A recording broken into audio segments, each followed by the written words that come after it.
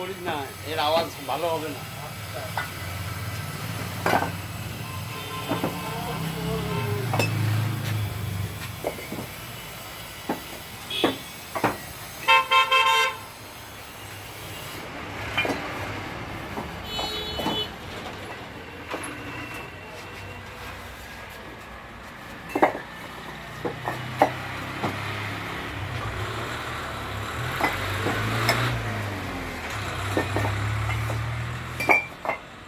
এই দুটো মালে বাড়িতে দেখাও তো, বলছে মালের আওয়াজ ভালো হবে না।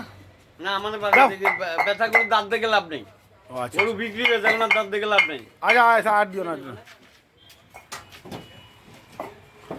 আর দিয়ে যখন ফেলেছে, আর খারাপ হলো হয়ে গেছে, আর ভালো হলো হয়েছে, আর কি করবো। আওয়াজ